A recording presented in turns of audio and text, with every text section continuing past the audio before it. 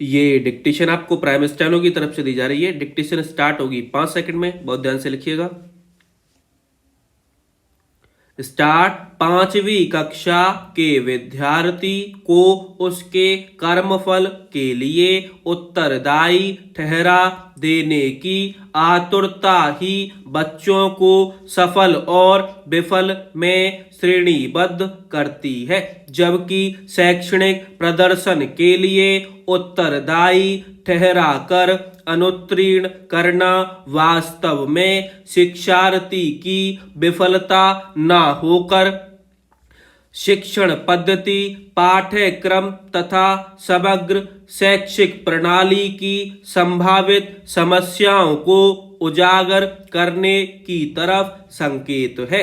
लगातार संशोधनों और राष्ट्रीय शिक्षा नीति 2020 के माध्यम से शिक्षा का अधिकार अधिनियम 2009 को शक्तिहीन किया गया है।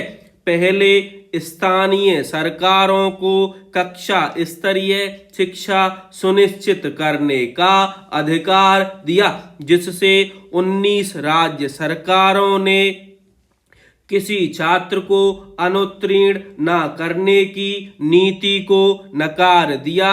अब केंद्र सरकार के अधीनस्थ स्कूलों में भी इस नीति को समाप्त कर दिया गया है, जिससे यह स्पष्ट हो जाता है कि यह नीति जल्द ही देश भर में पूरी तरह से समाप्त हो जाएगी। लगभग 6 दशक पहले अमेरिकी लेखक और शिक्षक जॉन हॉल्ट की कृति बच्चे असफल कैसे होते हैं के प्रकाशन ने शिक्षा पर एक नए विमर्श को जन्म दिया था, जिसमें माना गया कि कोई विद्यार्थी स्वभावतः सीखने से विमुख नहीं होता। वे केवल उस पारंपरिक तरीके से शिक्षित नहीं होना चाहते जो उन्हें बोझिल लगता है।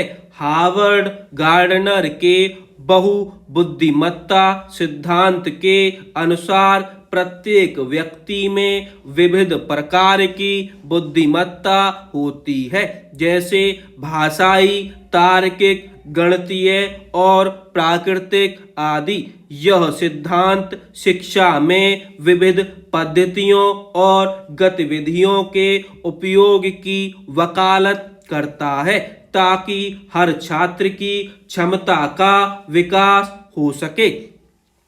शैक्षिक दृष्टिकोण भी अब केवल बुद्धि की संकीर्ण परिभाषा पर केंद्रित न होकर बहुबुद्धि सिद्धांत की व्यापक समझ की ओर अग्रसर हुआ है।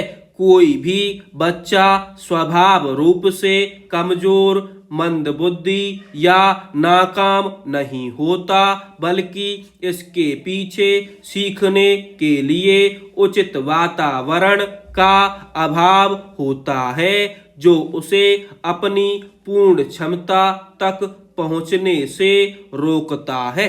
इसलिए यह शिक्षा प्रणाली की विफलता है, न कि उस बच्चे की परीक्षाओं का मूल उद्देश्य छात्रों को शिक्षा व्यवस्था से बाहर करना नहीं होना चाहिए। प्रायः जब हम परीक्षाओं का नियोजन करते हैं तो योग्यता की एक पूर्व निर्धारित अवधारणा को केंद्र में रखते हैं। यह स्थापित दृष्टिकोण छात्रों का पूर्व निर्धारित मापदंडों के आधार पर मूल्यांकन करने और विभिन्न श्रेणियों में वर्गीकृत करने का प्रयास करता है।